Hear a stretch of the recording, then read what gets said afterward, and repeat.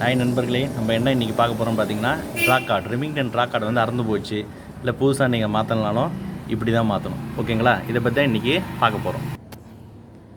இது வருங்க, அறந்து போச்சு இந்த ட்ராக் கார்டுன்றது வந்து பார்த்திங்கன்னா இந்த இதில் இருக்கும். ஓகேங்களா? தெரியுதுங்களா? இதை தான் இன்றைக்கி ஃபிக்ஸ் பண்ண போகிறோம்.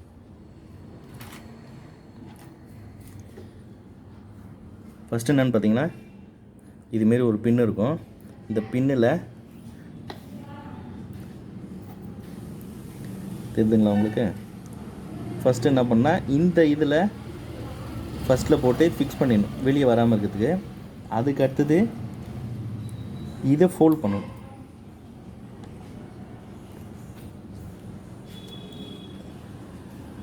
ஃபோல்ட் பண்ணி இந்த ரெண்டுத்தையும் ப்ரெஸ் பண்ணி விட்டணும். ஓகேங்களா? போட்டு என்ன பண்ணணும்னு பார்த்தீங்கன்னா,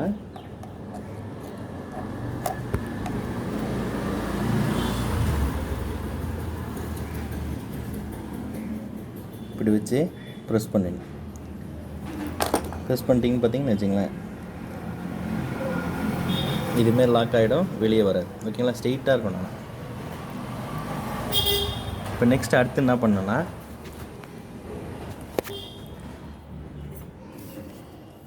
இதுமாரி ஊக்கு கம்பி இருக்கும். ஓகேங்களா? ஸ்ப்ரிங் ஊக் கம்பி. இந்த கம்பியை இந்த சைட்லேருந்து விடணும்.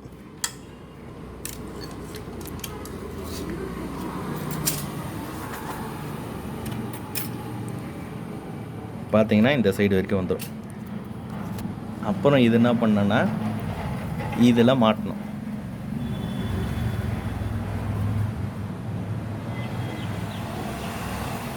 மாட்டிட்டோமா?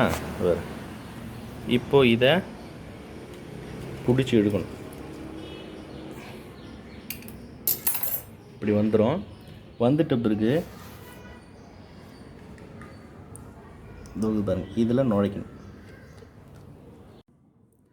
நுழைச்சிட்டா இப்படி தான் தொங்கும், ஆனால் டென்ஷன் இருக்காது. ஓகேவா? அதுக்கு என்ன பண்ணணும் அப்படின்னு பார்த்தீங்கன்னா, நம்ம மெயின் ஸ்ப்ரிங் டென்ஷன் கொடுக்கணும். டென்ஷன் பார்த்தீங்கன்னா இந்த பெரிய ஸ்க்ரூவுக்கு கீழே இருக்கும். ஓகேங்களா? இதுதான் மெயின் ஸ்ப்ரிங்கு. டென்ஷனு சுற்றணும்.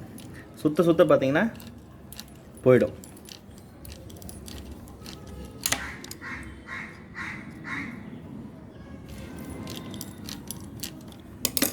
பாருங்கள், சுத்தாமல் இருக்குதுன்னு பாருங்கள்.